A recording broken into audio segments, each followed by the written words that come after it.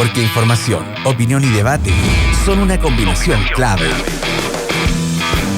En la 92.9, Fernando Paulsen, junto a sus invitados y panelistas, ponen el acento en la revisión y análisis de las noticias más importantes de la jornada.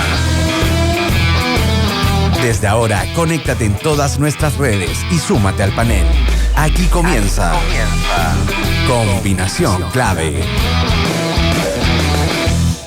Empieza tu día con toda la energía natural de Marley Coffee, un café de grano orgánico molido al instante con leche descremada. Prueba el sabor de Marley Coffee en sus dos exquisitas y variadas mezclas que te esperan para recargar tu día. Con Marley Coffee disfruta tu día con toda la onda. El Parque Metropolitano de Santiago se ha ido adaptando los avances y retrocesos del plan paso a paso para poder recibir a sus visitantes. Por eso, te invita a estar informado sobre cuáles son los accesos, horarios y sectores disponibles para visitar Parque Met. Más información en el sitio web parquemet.cl y en sus redes sociales @parquemetminbu. ¿Cómo están? Bienvenidos a Combinación Clave. Ya estamos con nuestra primera parte de este panel de día viernes con Lucía Damer. ¿Cómo estás, Lucía? Hola, buenos días, Fernando. ¿Cómo estás tú? Muy bien, gracias. Y también con Roberto Fantozzi. No. Que hoy día dijo que hoy día va a escuchar atentamente, va a dejar hablar de repente y va a decir sus sabios proverbios desde la montaña de las pymes. Oye, bueno, hay un montón de cosas que están ocurriendo, algunas bien interesantes. ¿Qué te pareció a ti la extensión del IFE, Roberto?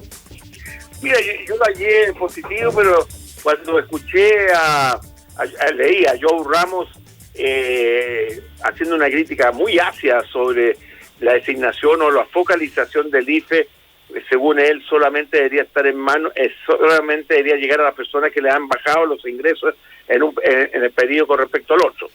Efectivamente puede tener razón. Y lo otro para mí también lo puse por Twitter, oye, que puede incentivar a que la persona pida renuncia o algo similar o haga el teatro de que va a renunciar para tener un contrato el 1 de agosto.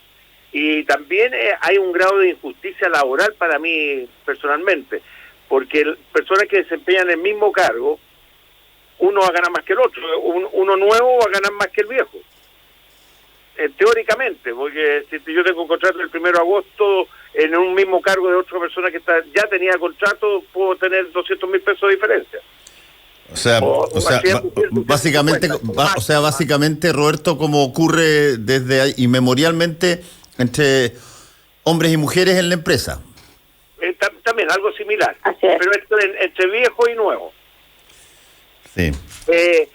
Entonces, siempre cualquier política tiene estas dificultades. Nunca van a ser perfectas, pero a mí me llamó mucho la atención porque Joe Ramos siempre ha sido terriblemente positivo y lo hallé muy ácido en su respuesta y bravo también. Sí. Parece que estos dos constituyeron un comité de expertos que eran 14 personas, creo, pero ellos seguramente eran los más importantes y están como en desacuerdo. Eso me preocupa a mí. Bueno, pero la única alternativa... Es la primera vez a ver, que esto está bueno. Roberto, la única alternativa que está quedando es la misma que ha quedado siempre, que es el cuarto retiro ahora. Pero es que al final del día... Lucía, sí. Hoy es terriblemente injusto porque esa es plata de los trabajadores, digamos las cosas como son. Es plata tuya, que en el fondo estás llevando... Estás subsidiando al Estado, dice. Tu jubilación futura. A ver, Lucía. Sí, a ver, varias cosas. Lo primero es que efectivamente no podemos dejar de decir que estamos en un periodo preelectoral. Y eso empaña todo tipo de conversaciones, y especialmente este tipo de conversaciones. Efectivamente, el tema del IFE, el tema del cuarto retiro, son cosas que se están moviendo con una enorme rapidez, que uno no esperaría que se muevan de esa magnitud, pero se están moviendo y se van a seguir moviendo hacia lo que la ciudadanía está reclamando, porque al final del día Joe Ramos puede decir lo que quiera, pero los candidatos van a tener que enfrentar a la audiencia, que es una audiencia que está pidiendo más apoyo. Esto puede recalentar la economía, sin duda. Si sale el cuarto retiro y además sale un IFE con más dinero y después viene el 60% del retiro extra, bueno, lo que vamos a tener es una situación económica distinta. pero al final del día una de las cosas que hemos aprendido con el COVID es que los procesos de protección social tienen que ser estructurales, ¿no? Y no como pequeños parches que uno va tirando cada ciertos meses, porque como viene con el tema de la Delta y todo, esto puede durar mucho más de lo esperado. Y al final cada 3 meses estamos como parchando, viendo a quién le toca, a quién no le toca. Y como decía Fernando, al final hay muchas desigualdades que no se van a solucionar con este tipo de iniciativas. Bueno, el caso es que este IFE aparentemente va a pasar, pero lo más probable también es que haya una discusión que en este caso parece más reñida, Lucía, ¿no? En términos del cuarto retiro. Sí, así pareciera, ¿no? Porque en el fondo también tú ya tienes más de 5 millones de personas que se quedaron sin nada para la pensión. Tienes un número importante de gente que ya estaría probablemente, no necesariamente está sin trabajo, y se empieza entonces a poner énfasis en si se va a pagar impuestos o no sobre el retiro, pero en el marco del proceso electoral, Fernando, Roberto, yo creo que el tema del cuarto retiro va a terminar avanzando. No sé si aprobándose, pero va a terminar siendo parte de la agenda de las próximas 2-3 semanas, va a ser súper fuerte. La ciudadanía tiene la impresión que el tema ese le ayuda, más allá de la gente que ya no tiene nada por retirar. Y por otro lado, y eso también hay que reconocerlo, hay gente que tiene mucho dinero en la AFP que considera que es mejor ir sacándolo antes que quién sabe qué pase con sus fondos. Bueno, de hecho, el diputado Alessandri planteó exactamente eso de la exacta misma manera que lo estás planteando tú. Dice, antes de que... ahora, para que él pida retirar el 100% de los fondos de la AFP, se dan ciertos supuestos, me imagino que debe tener el diputado Alessandri. El principal es que pierden por paliza la próxima elección presidencial, porque él está diciendo básicamente que el candidato que llegue o el presidente que llegue va a buscar nacionalizar los fondos y por lo tanto sáquenlos antes de que eso ocurra. Así es. Ahora, es una señal que se manda al interior de su propio conglomerado que es bastante penca, porque Sebastián Sichel debe decir, oye, pero no me mate mi candidatura antes de tiempo, si yo puedo ganar. Claro, pero él también cada uno le está hablando hoy día, el gran tema de la política contingente es que cada candidato en diferentes niveles le habla a audiencias súper específicas. Sí. Entonces, claro, Sichel puede ser su candidato presidencial, pero él está hablando a su pequeño nicho de votantes y está pensando probablemente en la elección, en su propia elección. Entonces, esa falta de disciplina política es lo que lleva a enormes devaneos y al final uno está como confundido de qué piensa cada uno. Ahora, que la derecha está convencida, una parte importante, probablemente antes del escenario de las últimas 2 semanas, que iban a perder y que el país iba a la izquierda y que probablemente parte importante de sus fondos se iban a perder.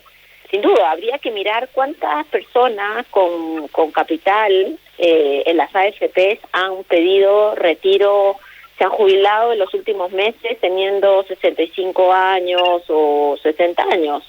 Entiendo que esa es también otra alternativa para saltarse la posibilidad que te quiten tu plata, digo, para la gente que está en esa posición, ¿no? De decir, me retiro ahora, retiro mi plata, me jubilo, chao, no sé, me voy a las Islas Caimán, a no sé dónde. Sí. El temor lleva a decisiones bien ridículas en algunos sentidos, pero hay que hacerse cargo que el temor está presente también.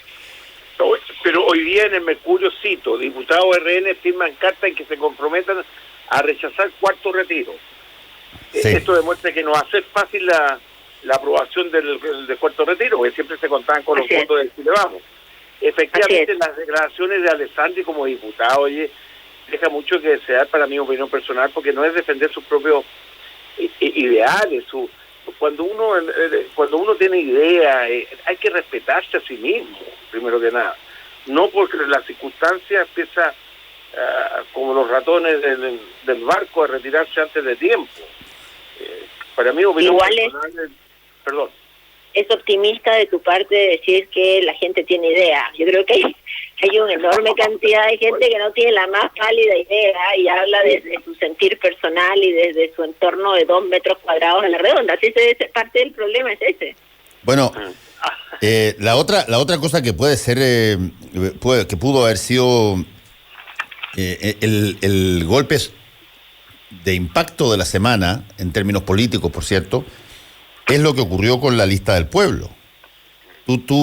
La lista del pueblo sacó una votación excepcional en la constituyente, se organizó de una manera extraordinaria para poder generar esa cantidad de constituyentes.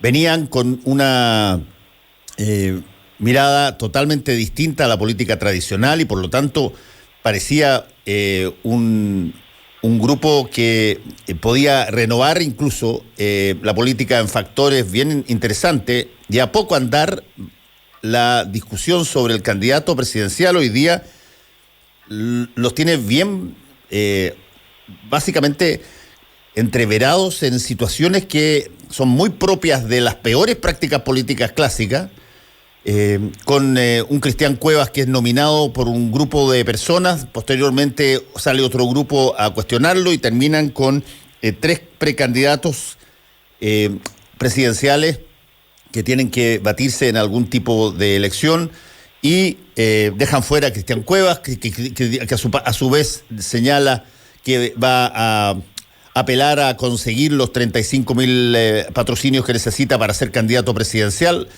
O sea, si esto era la renovación de la política, se parece mucho, pero mucho a lo que ha pasado en la política, particularmente de la oposición en los últimos 15 años. Digamos. Sí, pero además un amateurismo gigantesco, lo vemos en las rendiciones de cuentas. Además la situación de corrupción ahí, claro. Claro, que ya, o sea, evidentemente es corrupción, pero además una percepción, la política no es un club de amigos, lo venimos diciendo hace 20 años, pero este es un club de amigos ya casi como una marca registrada. Y yo creo de hecho, que es una marca registrada. De hecho, es una marca registrada, imagínense. Y claro, habrá que ver cuál es el impacto que eso tiene en las votaciones. Yo siempre he pensado que la lista del pueblo era una excelente herramienta política electoral para la constituyente, pero que iba a ser muy difícil que haya un traspaso para diputados y senadores, o incluso para alcaldes, porque eso ya es otra relación con la ciudadanía. Pero con los últimos eventos me imagino que va a ser aún más complejo, ¿no? Porque en el fondo han dejado a Cristian Cuevas, que es un dirigente social histórico, que yo creo que el maltrato hacia él es bien terrible también. Lo han dejado en el aire y han aparecido otros candidatos como si no hubiera pasado nada. Y como tú dices, eso es lo peor de la política, digamos, con P minúscula. La falta de respeto. Oye, a mí también me ha llamado mucho la atención, no sé, la discusión en la Asamblea Constituyente. Efectivamente, en los medios de comunicación salen puras peleas que no se están discutiendo los temas por los cuales fueron elegidos.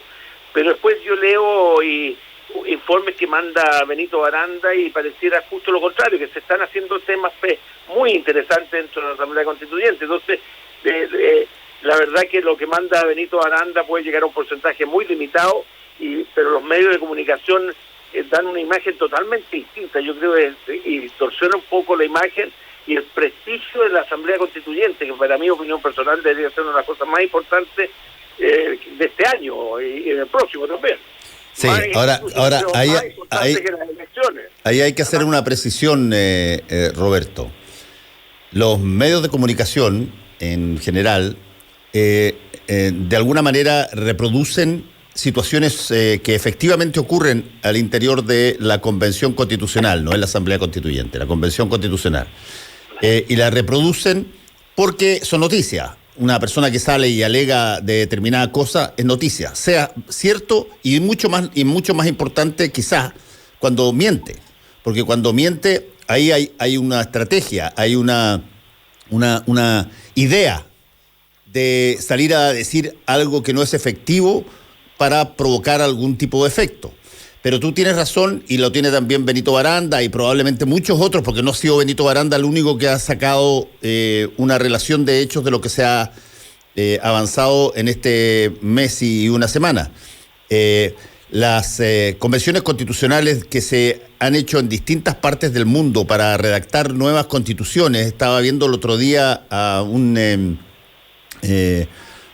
constitucionalista uruguayo que decía que en promedio se demoraban más o menos en toda la forma del esqueleto, llamémoslo así, normativo, instrucciones, administrativos, cerca de 3 meses.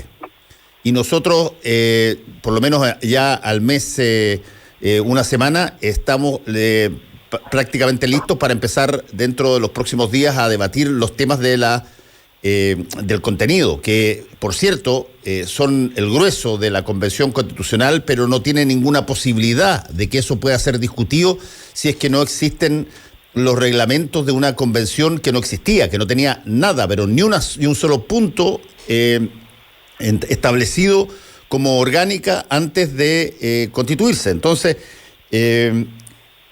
yo distinguiría entre críticas que son perfectamente legítimas y que se reproducen por los medios, a críticas que incluso son mentirosas y que se reproducen en los medios, pero se reproducen en los medios porque son un síntoma de algo que está pasando y que debe ser conocido. Si tú tienes, por ejemplo, una estrategia organizada por un grupo o por un montón de personas con el objetivo de boicotear la Convención Constitucional, la forma de transparentar aquello es viendo lo que cada cual de ese grupo plantea a cada instante respecto de la Convención. Y tú vas a encontrar, pero montones de cosas y muchas mentiras. Sí, pero también hay que reconocer que hay una estrategia política. Por ejemplo, con el tema de las subvenciones o con el pago de los constituyentes, es innegable reconocer que hay una estrategia política. El Mundo de Chile Vamos, de decir que acá los constituyentes un poco más se están haciendo millonarios, que se han subido. Entonces, las conversaciones de ida y que no son conversaciones, los mensajes de ida y vuelta respecto al tema de las platas, por ejemplo, se demuestran que también hay una estrategia por parte de algunos, porque la otra alternativa sería que son unos ignorantes y que no entienden la conversación, lo que se está definiendo, ¿cierto? Entonces creo que lo que hay es una estrategia para efectivamente limitar la legitimidad de la convención. Y con el tema de las platas, como con otros temas, y hay que estar preparados porque eso es lo que va a seguir pasando. Sin duda. Yo estoy totalmente de acuerdo contigo, Lucía, y creo que, entendamos un poco la fisonomía del asunto. Este es un hecho inédito en la historia de Chile. Nunca jamás antes había pasado. Un porcentaje nada despreciable de la población, minoritario, pero nada despreciable, nunca quiso que esto ocurriera. Votó en contra de que ocurriera. Y además se presentó como candidato por Siaca. Y algunos de ellos fueron elegidos, minoritariamente, pero fueron elegidos. Entonces, me parece a mí bastante obvio que no todos, por cierto, no estoy hablando de que son todos para nada, pero un porcentaje de ellos se pueden poner de acuerdo en tratar de exacerbar cualquier cosa que pase para desacreditar la Convención Constitucional, porque es algo que no quisieron que ocurriera.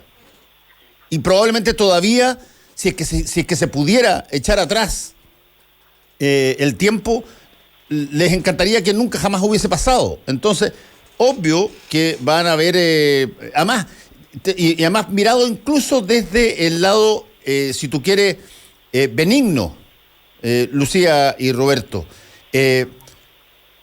Si es que la razón por la que no querían que esto ocurriera es porque se iba a transformar en una suerte de mercado de ideas a gritos o situaciones que eventualmente iban a favorecer a los sectores antagónicos a ello, bueno, si es que eso era una situación de ese tipo, el hecho de lo que está ocurriendo son mucho más sensibles a detectar cualquier tipo de pequeño error o alguna falta que lo que eventualmente podrían hacer si es que hubiesen votado o estuvieran de acuerdo en una convención constitucional. Por lo tanto, vamos a ver mucho de eso, y yo creo que al final, dentro de todo lo penca que puede ser, porque es un desagrado a veces cuando te entorpecen las cosas y te bloquean, me parece más transparente el que las personas que están en torno a la Convención Constitucional, bueno, se revele exactamente cuáles son las estrategias de cada cual. Pero fíjate que está habiendo unos virales hoy día en la mañana del ex ministro de Interior, Andrés Chadwick, donde él de alguna manera manifiesta su rechazo total a una nueva constitución y también al actual presidente de que aprueba, y todos sabemos que antes de Cercedera, incluso cuando está el asunto de la expresidenta Bachelet, que fue la propuesta de ella, en esa época Piñera lo rechazó. Pero oye, sobre un tema me preocupó también, estaba leyendo una posición de Andrés Saldívar, que yo siempre lo he admirado bastante. Hoy día está en una posición, parece, de resguardo dentro del Senado, y que él no es partidario que las asesorías que se le presten a los constituyentes no sean, tienen que ser profesionales para obtener el beneficio del pago. Oye, hay gente que a veces no es profesional y que sabe mucho más que el caso ridículo. Siempre pongo el caso de Bill Gates y Steve Jobs. Son personas que nunca se recibieron dentro de la universidad y dan cátedra después en las mismas universidades a las cuales lo echaron.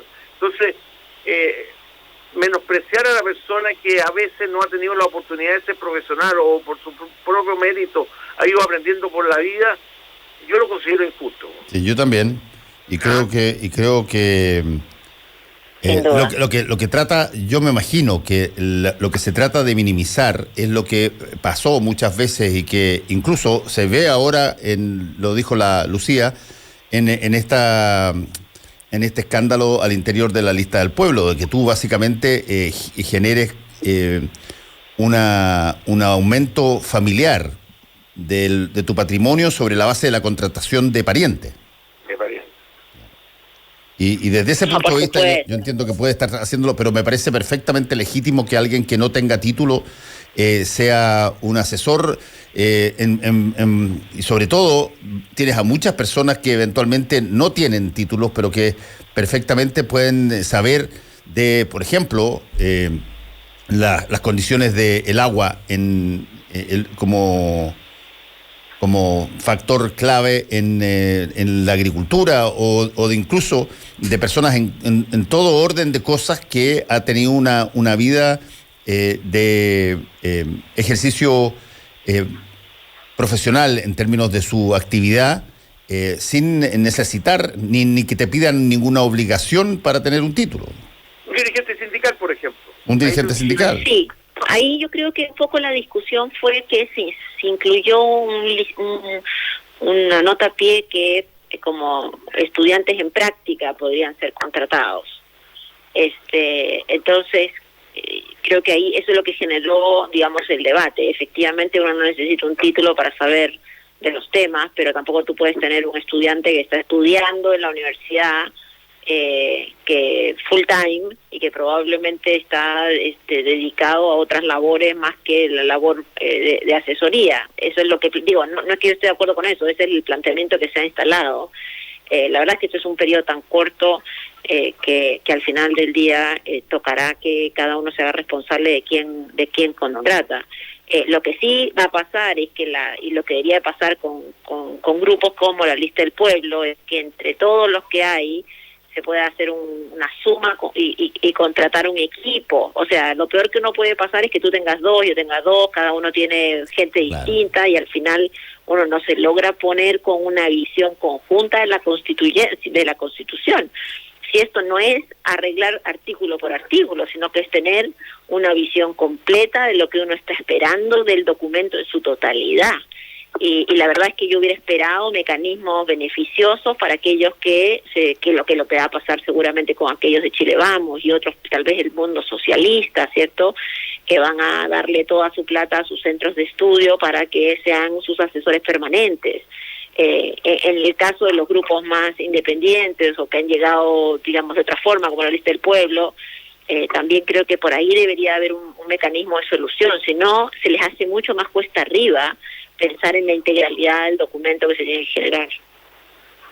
Oye, y la última duda que tengo, yo voy a tener derecho a votar la próxima semana, pero todavía no sé a dónde se va a votar. ¿Cuándo se van a hacer ese tipo de anuncios ya? ¿Y cómo se va a votar? Nadie sabe. No se sabe. Bueno, ya menos de una semana. Sí, ahora entiendo que va a ser una votación, no sé si es que va a ser presencial o va a ser telemática, no tengo idea. No, va a ser estamos presencial. Preparados para hacer telemática, tú tienes que tener una plataforma y las personas hay gente de cierta edad que tampoco, aunque sea telemática, no saca nada, no puede ir a votar porque no sabe. Tú dices que va a ser presencial, Lucía, ¿no? Entiendo que va a ser presencial porque además, para que sea telemática, tendrían que tener acceso a la base de datos de CERVEL, dejando claro quién es militante y quién no es militante, que también lo tienen que tener para el presencial, ha dicho sea de paso. O sea, porque en el presencial uno debería saber, por ejemplo, si llega a alguien que es militante de la UDI y no puede votar. O no debería poder votar, pero como estamos frente a no a una primaria, sino estamos a una consulta ciudadana que no está marcada por los procesos legales, es por eso que nadie sabe nada a estas alturas y uno no tiene idea dónde van a estar los centros de votación y tampoco sabe quiénes son los que van a contar los votos. Digo, ahí hay una esa incerteza. Creo que va a ser también más las lluvias que vienen toda la próxima semana pueden hacer que sea bienvenidas sean. Puede que sea una primaria, una consulta ciudadana bastante débil en participación. Esto te demostraría una debilidad en términos políticos ya. Pero a ver, Roberto, el solo hecho que no se hayan podido organizar para hacer una primaria convencional, tienes toda la razón, ya marca eso. Y perdona, no han hecho una primaria convencional hace 3 gobiernos. Así es. O sea, si que hay un sector, y yo lo he dicho varias veces acá, si hay un sector que le debe una explicación a su gente sobre por cómo se han transformado, siendo los más antiguos en términos de actividad política, los partidos más tradicionales, los que han tenido más presidentes de la República, los que han tenido más sapiencia histórica en materia política, esos son exactamente los mismos partidos que no han hecho ni una cosa, ni una embarrada por dejar de hacer en materia de las elecciones presidenciales, donde han habido cosas realmente incluso vergonzosas en el pasado. Mientras las otras coaliciones, les gusten o no les gusten a ellos, la de derecha o las de izquierda, logran armar una primaria y hoy día tienen despejado quién es el candidato. A mí, como ciudadano común y corriente, la falta de liderazgo de personas que de alguna manera eran faro de muchos chilenos, hoy día yo no los veo, fíjate. ¿Quién? Lamentablemente. ¿Pero quién era faro de muchos chilenos? No, por ejemplo... Que esté vivo, digo. Cuando era universitario, la época de Frei, Montalvo. Bueno, pero que esté vivo estoy hablando. ¿Quién? No, por eso es lo que ahora ya nadie quiere faros. Sí. Ese es el problema, Roberto. Esa es otra cosa, sí. La gente ya lo que quiere es gente que se legitime por cosas incluso variables. Mira, el mismo Ricardo Lago en su época cuando marcó con el dedo una trayectoria, etc. Pero me estás hablando de historia, me estás hablando de un libro de historia. Yo te estoy diciendo, ok, ya, te aplaudo. Mandela en Sudáfrica, de acuerdo.